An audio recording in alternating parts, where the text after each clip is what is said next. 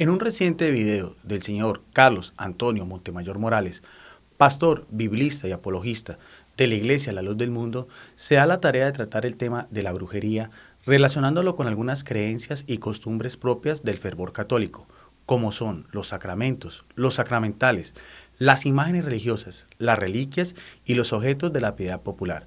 Por esta razón, he querido hacer esta nueva presentación para clarificar conceptos y formarse una idea correcta de este tema, teniendo como referencia las palabras del apóstol Pablo, que están consignadas en el segundo libro de los Corintios, capítulo 13, verso 8, donde nos dice que no podemos hacer nada contra la verdad, sino solamente a favor de la verdad.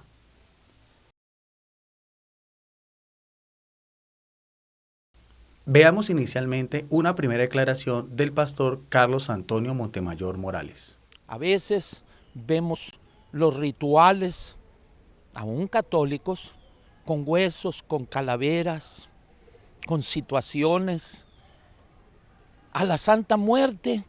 No, pero eso no es católico. No me digan eso, por favor. No me digan eso. Vean el tipo de ritual, vean el tipo de lugar, vean y todo. Es una ramificación de lo mismo. Y en esa figura del peor enemigo de Cristo, el último enemigo que será destruido es la muerte, lo empiezan a honrar, le empiezan a dar cierta adoración que no le pertenece a ninguna figura, ni de yeso, ni de metal, ni de madera, ni hecha por manos de los hombres, ni hecha en maquinaria ahora que los japoneses ya las hacen de plástico y las venden en la tienda del dólar. Ahí las pueden comprar ustedes. Es igual de milagrosa la del dólar o la que tienen con una veladora y tú le prendes la veladora, sea el santo, sea la muerte, y ahí se la pones para que te vaya muy bien.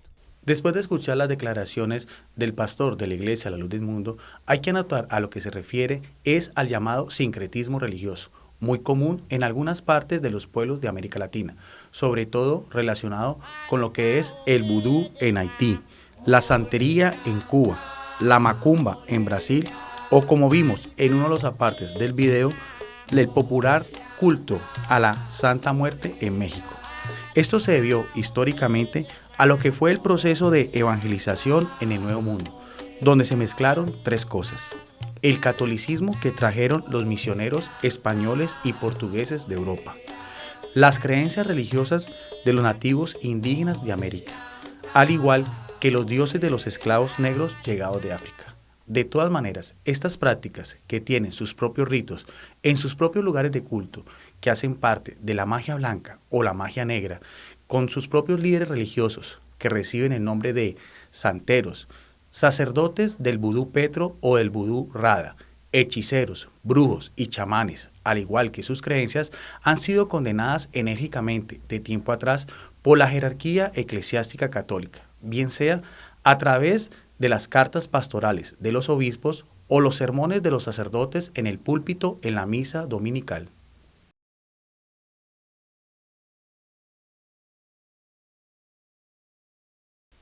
En este segundo bloque observemos otra declaración del pastor Carlos Antonio Montemayor Morales. Iglesias cristianas, que si tú caminas sobre sal, que si tú haces esto o aquello para que te vaya bien, te vamos a echar fuera los maleficios, como si fuera un curandero, un hechicero, uno de santería. Cristo no es así. Él predicó el evangelio de la verdad y los que lo obedecen de corazón alcanzan bendición. No es por un objeto que tú traigas contigo, no es por una figurita que tú pongas en tu casa. ¿No has visto que los santeros y los brujos, sus imágenes son las mismas que usan en las religiones? ¿Nunca has visto que ellos con sus rituales, ellos están mencionando las mismas cosas que hacen los otros?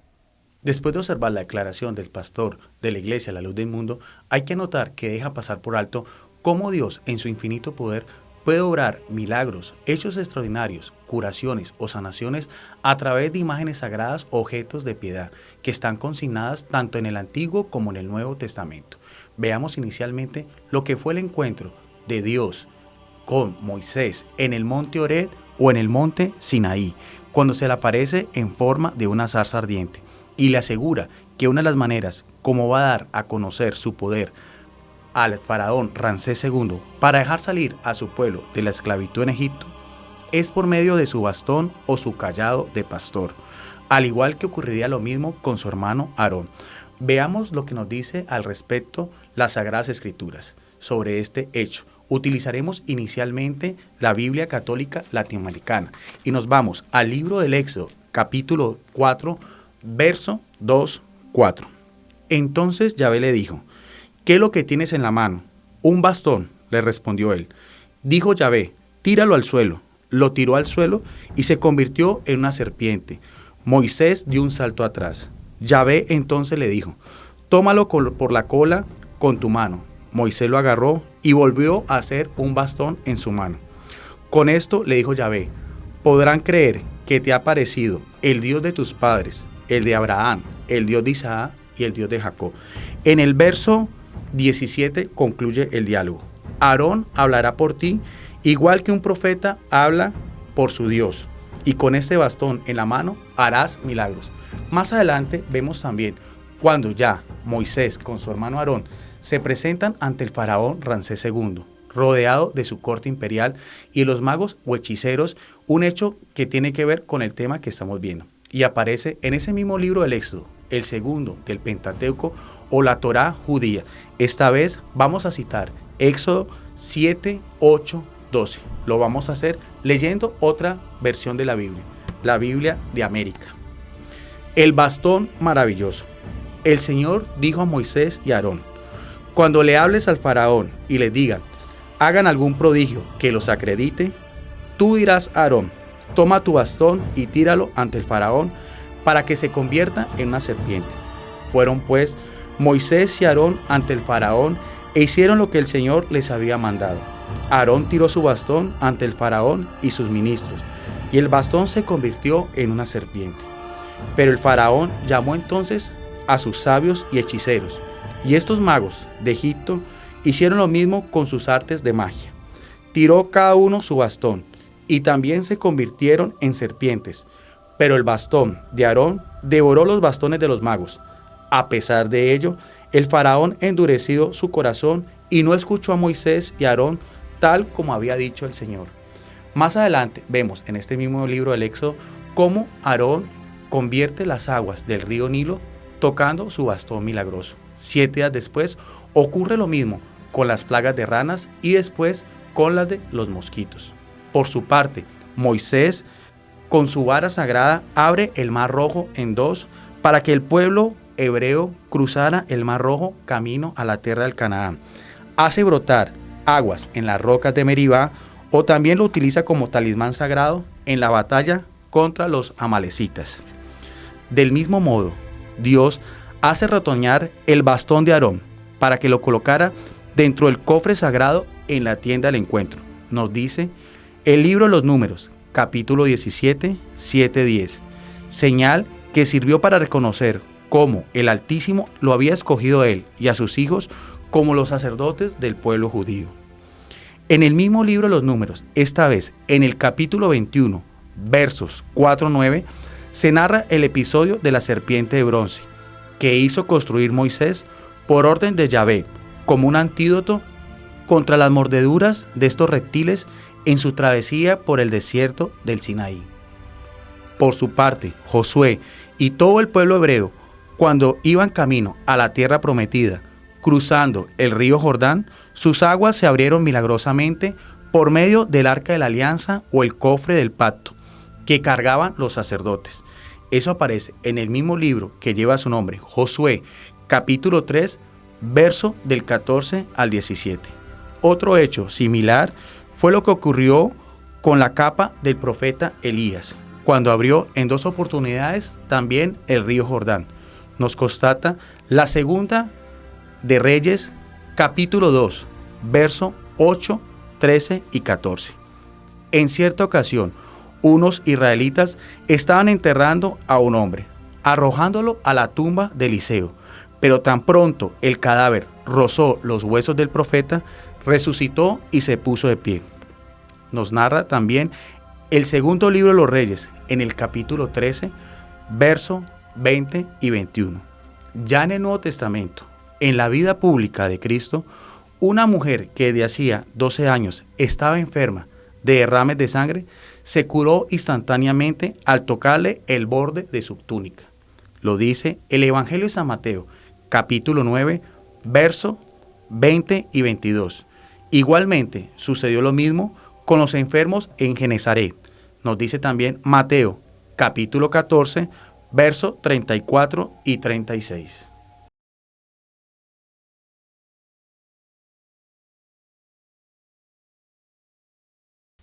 En este tercer punto observemos una última declaración del pastor Carlos Antonio Montemayor Morales. La costumbre de la superstición, de que alguna cosa me va a traer buena suerte o algún amuleto me va a ayudar a encontrar una compañera sentimental o un compañero, no es algo nuevo. Sabemos que en aquellos lugares de México, los aztecas, sabemos que en todas las culturas ha habido esto. Es Jesucristo el que cuando llega nos quita los ojos de esas cosas materiales para que las pongamos en las cosas de arriba, en las cosas que son de Dios. Es tan importante que nosotros comprendamos esto. Hay que notar que en la Iglesia Católica existen los sacramentos y uno de ellos tiene una estrecha relación con el tema que estamos tratando hoy, y es el de la unción de los enfermos, que corresponde al segundo grupo llamado de los de la sanación o de los de la salvación. Para ver su significado y el fundamento bíblico, lo haremos utilizando el libro donde está consignada la doctrina verdadera de la Iglesia Católica, y es el Catecismo de la Iglesia. Vamos a hacerlo utilizando este libro en los numerales 1511 y 1512. Un sacramento de los enfermos.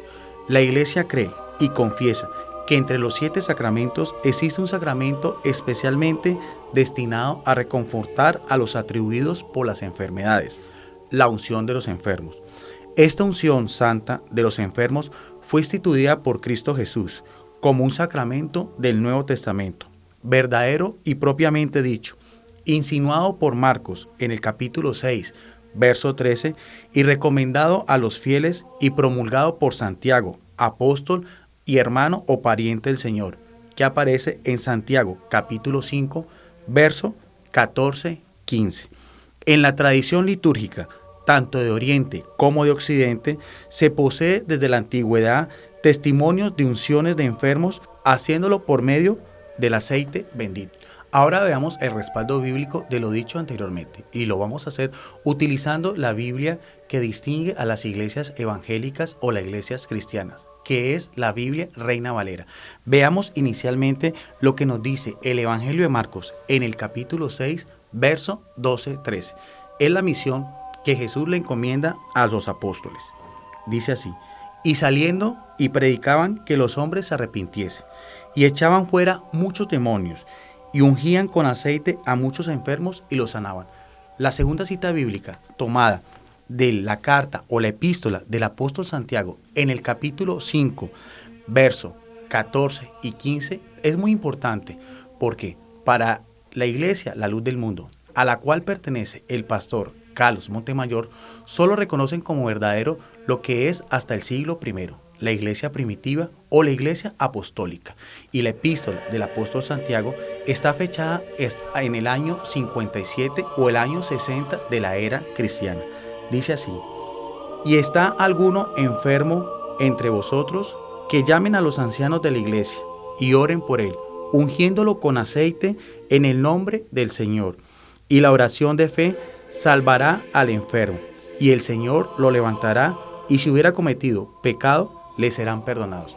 Del mismo modo, vimos como en la parte del video el pastor Carlos Montemayor, que hace referencia a 2 sacramentales, que también son relacionados con el culto de la Virgen María.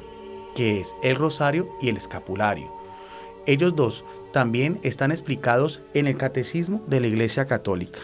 Y esta vez lo vamos a hacer citando el numeral 1677. Se llaman sacramentales los signos sagrados instituidos por la Iglesia, cuyo fin es preparar a los hombres para recibir el fruto de los sacramentos y santificar las diversas circunstancias de la vida. Pues bien, aparte de los ya mencionados anteriormente, hay uno muy importante también, que es el agua bendita, por medio de la cual Dios también puede hacer hechos milagrosos, como ocurrió en un episodio en el Antiguo Testamento, en el libro de los Reyes, Segundo de Reyes, capítulo 5, verso 14, cuando Naamán, jefe del ejército de Siria, quien sufría de lepra por insinuación del profeta Eliseo, se sumergió 7 veces en las aguas del río Jordán, con lo cual quedó sanado de su enfermedad. También en el Nuevo Testamento aparece un episodio que tiene una relación estrecha con lo que estamos hablando. Esto está en el Evangelio de San Juan, capítulo 5, verso 2-8, y lo vamos a hacer leyendo otra vez la Biblia latinoamericana. El paralítico de la piscina de Betesda. Hay en Jerusalén, cerca de la puerta de las ovejas, una piscina llamada en hebreo Betesda. Tiene esta 5 pórticos, y bajo los pórticos yacía una multitud de enfermos, ciegos, cojos, tullidos y paralíticos.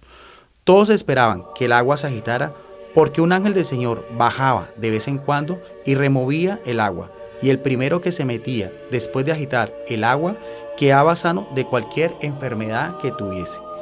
Había allí un hombre que hacía 38 años que estaba enfermo. Jesús lo vio tendido, y cuando se enteró del mucho tiempo que estaba allí, le dijo: ¿quieres sanar? El enfermo le contestó: Señor, no tengo a nadie que me meta en la piscina cuando se agita el agua, y mientras yo trato de ir, ya se ha metido otro. Jesús le dijo: levántate, toma tu camillo y anda. Al instante el hombre quedó sano, tomó su camilla y empezó a caminar.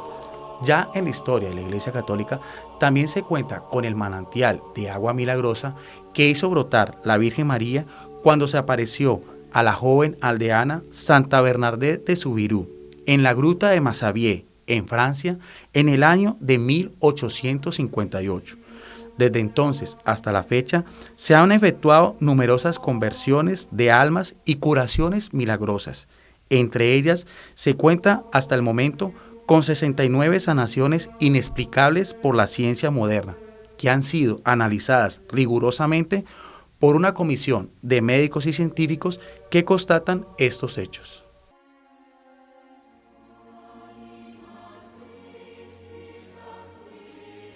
Para la Iglesia Católica existe también una veneración especial a las reliquias, término que viene del latín relicae, que quiere decir restos, y corresponde a los restos humanos o vestimentas que llevaron los santos y las santas del panteón católico, al igual que los ornamentos litúrgicos y los objetos de piedad, muchos de los cuales con poderes curativos, como también aparece en el Nuevo Testamento, un pasaje muy importante en los Hechos de los Apóstoles, llamado también el Testamento de los Apóstoles, en el capítulo 19, versos 11 y 12. Lo vamos a hacer leyendo con una Biblia interconfesional o una Biblia ecuménica, que es la versión Dios habla hoy. Dice así las Santas Escrituras: y Dios hacía grandes milagros por medio de Pablo, tanto que hasta los pañuelos o las ropas que habían sido tocadas por su cuerpo eran llevadas a los enfermos y estos se curaban de sus enfermedades, y los espíritus malignos salían de ellos. En la historia de la Iglesia Católica también existen reliquias muy importantes relacionadas con la vida de Jesús y los santos.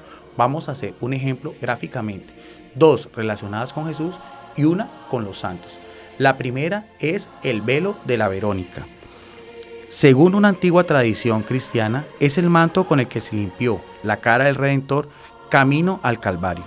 Es un lienzo de lino fino de 17 por 24 centímetros de color marrón, que permaneció hasta el año 1600 en la Basílica de San Pedro del Vaticano. Hoy se conserva en un convento en el pueblito de Pescar, en la región italiana de Abruzzo, y es conocido como el rostro santo de Manopelo. Hay que anotar que según los análisis científicos, los rasgos del rostro de la Verónica coinciden con el de la sábana santa de Turín. El segundo es el mencionado en el bloque pasado, la sábana santa. Es la tela con que fue envuelto el cuerpo del Señor al ser bajado de la cruz. En el lienzo se observan todas las huellas de la crucifixión que quedaron impresas, según algunos científicos, por el calor del cuerpo en el momento de la resurrección. El santo sudario, como también se le conoce, es una pieza de lino de 1 metro con 10 centímetros de ancho por 4 metros y 30 centímetros de largo. Fue conservada al parecer por el apóstol Pedro, como lo dice el Evangelio de Lucas, capítulo 24, verso 12. En la actualidad está guardada en un cofre de plata en la Catedral de San Juan Bautista en Turín, Italia. Es la reliquia de Cristo que ha sido mayormente analizada por la ciencia moderna, sin que hasta el momento se demuestre que sea una falsificación de la Edad Media, como quieren hacer pensar muchos escépticos o detractores. La última reliquia se encuentra en la Catedral de Nápoles, Italia. Se conservan en 2 ampollas de cristal la sangre solidificada de San Genaro, un obispo mártir del siglo IV.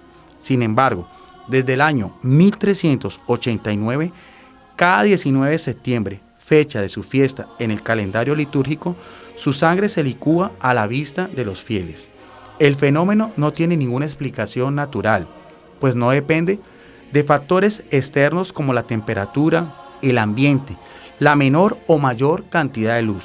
Se llegó a decir que no se trataba de sangre, pero en el año 1956 se hizo un examen espectrográfico en la Universidad de Bolonia que demostró que efectivamente era sangre humana.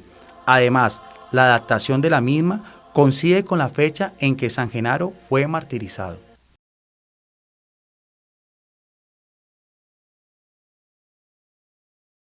Después de haber analizado el tema de las reliquias desde varios aspectos, como el fundamento bíblico, doctrinal o histórico, demostrando que no tiene nada que ver con el tema de la brujería, como nos quiso hacer pensar el señor Carlos Antonio Montemayor Morales, queda abierta la invitación para encontrarnos en una próxima oportunidad para seguir dando respuestas a estos temas de la fe católica que nos propone el pastor de la Iglesia de la Luz del Mundo. Reciban como siempre un afectuoso saludo en el nombre del Señor Jesús desde Palmira, Colombia. Muchas gracias.